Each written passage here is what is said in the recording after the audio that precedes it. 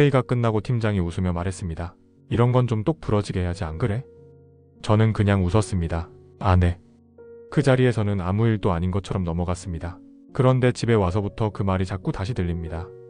더 이상한 건 기분이 나빴는지부터 바로 모르겠다는 겁니다. 불쾌했던 건지, 내가 예민한 건지, 그게 먼저 흐려집니다. 그 말 기분 나빠해도 되는 거였나? 아니면 내가 꼬아들은 건가? 분명 내가 불편했는데 왜 제일 먼저 의심하는 건 내 감정일까요? 생각해보면 이상한 지점이 있습니다. 무례한 말을 들으면 상식적으로는 그 말을 한 사람이 먼저 이상해야 합니다. 왜 저렇게 말하지? 방금 저거 선 넘은 거 아닌가? 그런데 실제로 일어나는 건 정반대입니다. 그 사람이 아니라 내 감정이 먼저 의심받습니다. 내가 너무 예민한가? 별일 아닌 걸 크게 받은 거 아닌가? 원래는 그 말을 한 사람이 먼저 이상해야 하는데 우리는 이상하게 내가 느낀 감정부터 확인합니다. 이건 단순한 성격 문제가 아닙니다. 아주 오래 훈련된 반응입니다. 그리고 그 훈련된 반응이 그 자리에서 우리를 얼어붙게 만듭니다. 무례한 말을 들은 그 순간 몸에서는 생각보다 많은 일이 벌어집니다. 어깨가 살짝 굽고 입꼬리는 어색하게 올라갑니다. 심장이 한 박자 빨라지고 머리는 하얘집니다. 그런데 정작 머릿속에서는 아무 판단도 내려지지 않습니다. 이게 웃어야 할 상황인가? 정색하면 분위기가 어떻게 되지? 방금 저 말 진짜 무례한 거 맞나? 몸은 이미 반응했는데 감정의 이름표가 아직 안 붙은 상태? 그 상태에서는 어떤 말도 꺼낼 수가 없습니다. 무슨 감정인지부터 모르는데 그걸 말로 꺼낼 수는 없으니까요. 그래서 대신 이게 나옵니다. 아, 네. 아, 어색한 웃음. 이걸 보고 우리는 스스로를 탓합니다. 왜 나는 한마디를 못할까? 왜 이렇게 바보 같지? 그런데 바보 같았던 게 아닙니다. 내 감정이 도착하기 전에 먼저 반응해야 했던 겁니다. 진짜 이상한 건 그 다음입니다. 그 자리에서는 그렇게 멍했는데 집에 오는 지하철에서 창밖을 보는데 갑자기 그 말이 다시 들립니다. 샤워기를 틀고 물소리가 커지는 순간 머릿속에 할 말이 쏟아집니다.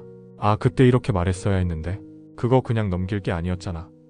누워서 눈을 감으면 그 장면이 반복 재생됩니다. 그 사람 표정, 주변 사람들 웃음소리, 그리고 아, 네라고 대답한 내 목소리. 볼수록 얼굴이 뜨거워집니다.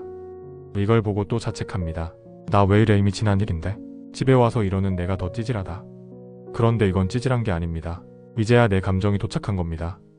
그 자리에서는 몸이 긴장 상태였습니다. 감정을 느낄 여유가 없었습니다. 집에 돌아와 몸이 이제 안전하다고 판단한 다음에야 미뤄뒀던 감정이 한꺼번에 올라오는 겁니다. 집에 와서야 할 말이 떠오르는 건 당신이 둔해서가 아닙니다.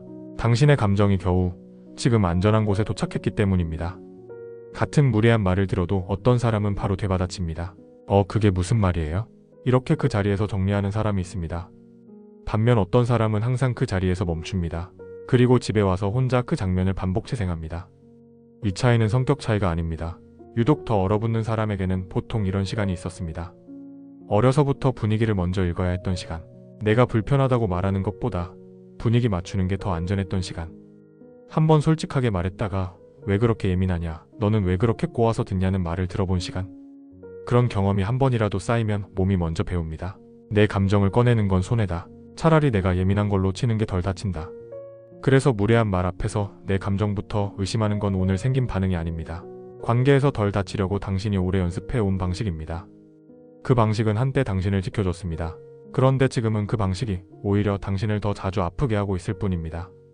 여기서 보통 다음엔 이렇게 받아쳐라 같은 조언이 나옵니다. 그런데 받아치는 법은 지금 당신에게 필요한 게 아닙니다. 얼어붙는 사람에게 가장 어려운 건 멋진 대답이 아닙니다. 내가 불편했다는 사실을 내가 먼저 인정하는 것입니다. 그러니까 다음엔 딱 한 가지만 바꿔보세요. 그 자리에서 바로 말을 못해도 괜찮습니다.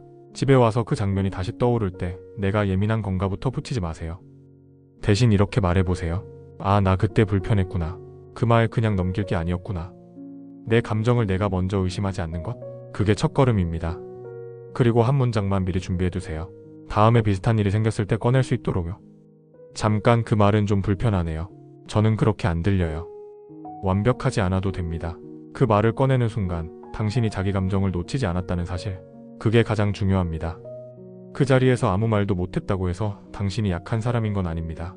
집에 와서 그 장면을 계속 돌려본다고 해서 당신이 이상한 사람인 것도 아닙니다. 당신은 오래전부터 관계에서 덜 다치려고 자기 감정부터 먼저 의심하는 쪽으로 익숙해진 사람일 뿐입니다. 그러니까 다음엔 상대를 이기려 하지 말고 내 감정을 내가 먼저 믿어주세요. 당신이 당신 편이 되는 연습 마인드스낵스였습니다.